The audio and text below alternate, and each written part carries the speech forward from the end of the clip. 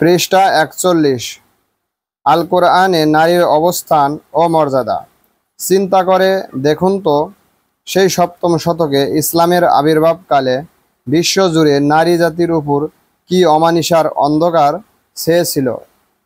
ইসলাম তথা আল কোরআন সেই সপ্তম শতাব্দীর প্রথম দিকেই নারী জাতিকে আলোর পথে তথা মুক্তির পথে নিয়ে আসে। নারী সমাজ যদি কোরআন প্রদত্ত তাদের সেই অধিকার ও অবস্থা গভীরভাবে অনুধাবন করে, তাহলে তারা উদ্বেলিত হয়ে উঠবে, আবেগে আল্লাহর দরবারে সিজদায় লুটিয়ে পড়বে। অষ্টাদশ শতকের শেষ দিকে এবং ঊনবিংশ শতকে ইউরোপে তথা পাশ্চাত্য জগতে নারী মুক্তির আন্দোলন চলে। নারীকে রোজগারের অধিকার প্রদান করা হয়। ধাপে ধাপে নারী লাগামহীনভাবে এগিয়ে চলে। দাম্পত্য জীবনের ভিত ধসে পড়ে। নীতি নৈতিকতার বালাই থাকে না। যৌন সম্পর্কের ক্ষেত্রে সৃষ্টি হয় যথা ইচ্ছাচার। পারিবারিক জীবনে নেমে আসে ভাঙন। এভাবে সমাজে নারীদের অবস্থা এক প্রান্ত থেকে অন্য প্রান্তে চলে যায়। পূর্বে তাদের ছিল না কোনো স্বাধীনতা, এবার তারা হয়ে যায় মুক্ত বিহঙ্গ। সমাজকে করে তোলে তারা কুলুষিত ও নোংরা। এ দুই অবস্থার মোকাবেলায় আল কোরআনের আলোকে সেই সপ্তম শতাব্দী থেকে মুসলমানের জীবনে ও সমাজে নারীদের যে অবস্থান ও মর্যাদা সৃষ্টি হয় তা যথেষ্ট ভারসাম্য ও কল্যাণমুখী। সমাজে নারী মা হিসাবে, স্ত্রী হিসাবে, কন্যা হিসাবে ও অন্যান্য আত্মীয় হিসাবে অভিভূত হয়ে থাকেন।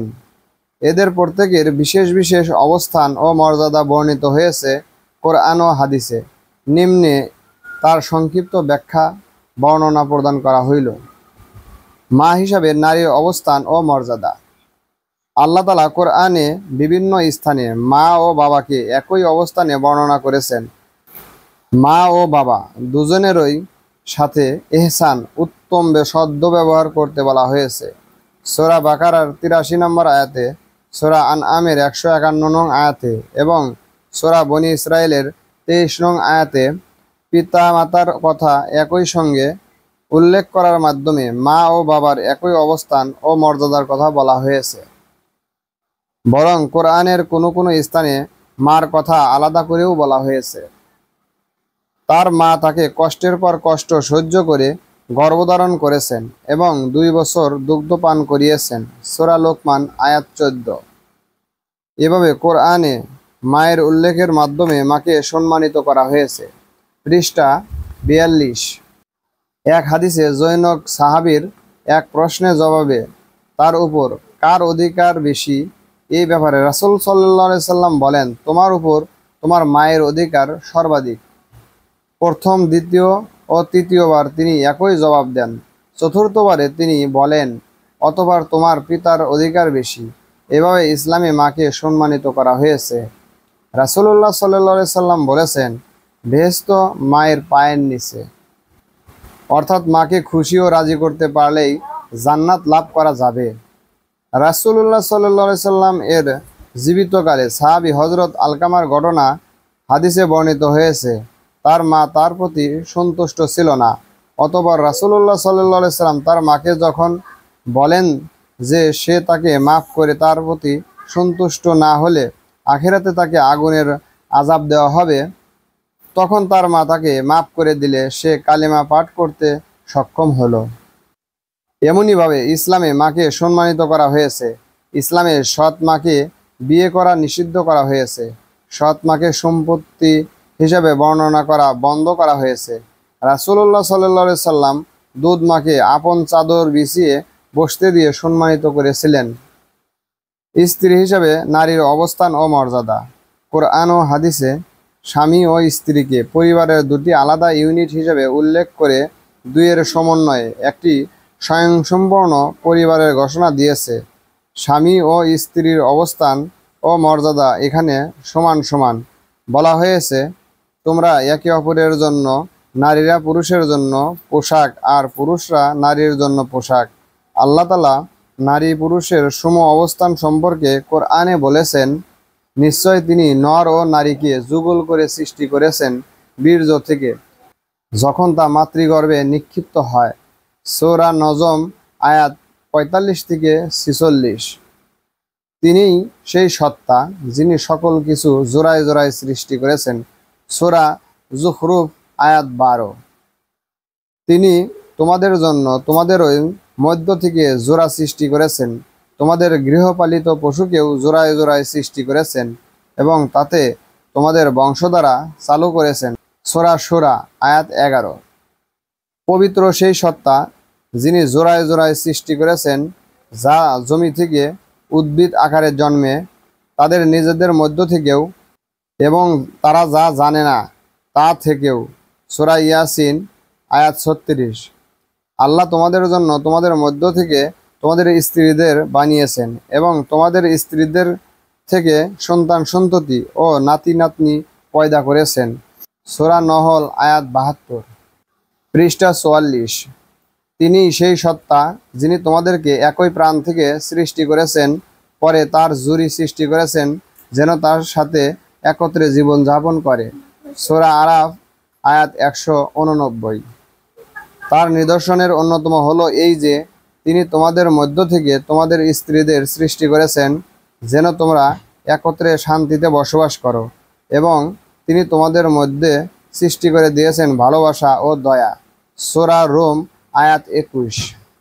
এই আয়াতগুলোতে স্বামী স্ত্রীর নরনারীর একই অবস্থানের কথা বর্ণনা করা হয়েছে। কাউকেই অধিক মর্যাদা সম্পন্ন বলে আখ্যায়িত করা হয়নি। মনে হয় যেন পরিবারে ও সমাজে নারী ও পুরুষ একই গাড়ির দুটি চাকা, একটির অবর্তমানে অপরটি অচল। সচল গাড়ির জন্য দুটি চাকাই অপরিহার্য। ইসলামী সমাজে পরিবার গঠনের জন্য যে বিয়ে অপরিহার্য তাতে নারী ও পুরুষ দুজনেরই সম্মতি ইজাব কবুল অত্যাবশ্যকীয়। রাসূলুল্লাহ সাল্লাল্লাহু আলাইহি সাল্লাম এর সময়ে বেশ কয়েকটি ঘটনায় দেখা যায় মেয়ে রাসূলের নিকট এসে অভিযোগ করে যে তার অভিভাবক তার সম্মতি ছাড়াই তাকে বিয়ে দিয়েছে। রাসূলুল্লাহ সাল্লাল্লাহু আলাইহি সাল্লাম সেসব ক্ষেত্রে মেয়েকে এ অনুমতি প্রদান করে যে সে ইচ্ছা করলে এ বিয়ে রাখতেও পারে, ইচ্ছা করলে তা বাতিলও করে দিতে পারে। তাই মেয়ে ও ছেলে দুজনেরই সম্মতি তথা ইজাব কবুলের ভিত্তিতেই বিয়ে হবে। অর্থাৎ ইসলামে নারী ও পুরুষের সমমর্যাদা ও সম অবস্থান স্বীকার করে নেওয়া হয়েছে। কেবলমাত্র পারিবারিক শৃঙ্খলা বজায় রাখার জন্য স্বামী তথা পুরুষকে শৃঙ্খলা বিধানকারী কাইয়েম হিসাবে দায়িত্ব প্রদান করা হয়েছে। যেমনভাবে স্ত্রীর খোরপোশেরও দায়িত্ব প্রদান করা হয়েছে স্বামীকে, মোহরও প্রদান করতে হবে স্বামীকেই। এটুকু বোঝা যায় যে এটা স্বামীর অতিরিক্ত দায়িত্ব। এ যেন দুই চাকা বিশিষ্ট গাড়ির ইঞ্জিন ও ড্রাইভারের ভূমিকা। শুধু চাকায় তো আর গাড়ি চলে না, ইঞ্জিনের সচলতা ও ড্রাইভারের ক্রিয়া হলেই তা চালু হয়। ইসলামী সমাজে পুরুষের অতিরিক্ত দায়িত্ব ইঞ্জিন ও ড্রাইভারের। পৃষ্ঠা ৪৫। এ অতিরিক্ত দায়িত্বটুকু ছাড়া বাকি সকল ক্ষেত্রে ইসলাম নারী ও পুরুষকে সমান অধিকার প্রদান করেছে। পরবর্তী পর্যায়ে আমরা তার বিস্তারিত আলোচনা করব ইনশাআল্লাহ। কন্যা হিসাবে নারীর অধিকার ও মর্যাদা। জাহিলিয়াতের যুগে আরবে কন্যা সন্তান ছিল অপেয় ও পিতামাতার জন্য অপমানের এক সাক্ষাৎ বিষয়। কোরআনে যার বর্ণনা এসেছে এভাবে: তাদের কাউকে যখন কন্যা সন্তানের জন্মের সুসংবাদ প্রদান করা হয়, তাদের চেহারা কালো ছায়ায় মলিন হয়ে যায়, সে হয়ে পড়ে মর্মাহত। তাকে যে সংবাদ দেওয়া হলো সে লজ্জায় সে সমাজের লোকদের থেকে পালিয়ে বেড়ায়।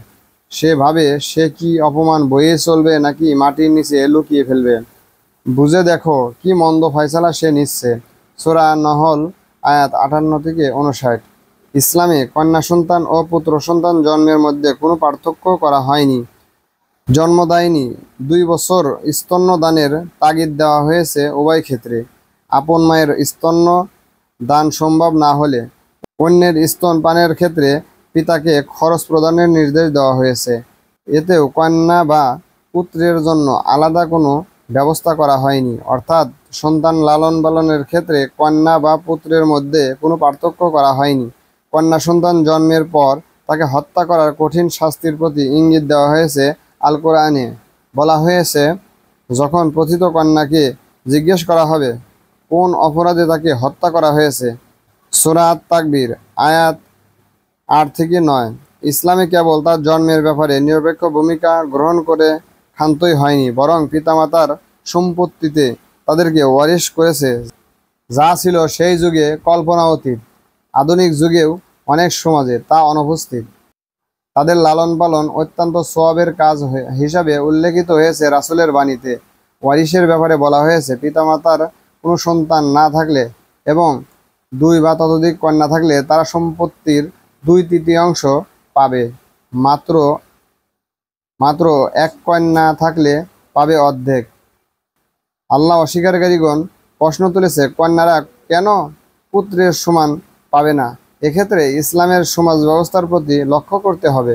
ইসলাম দায়িত্ব প্রদান করেছে স্বামীকে, সে যেন স্ত্রীকে মোহর প্রদান করে এবং স্ত্রীর খরগোশের ব্যবস্থা করে।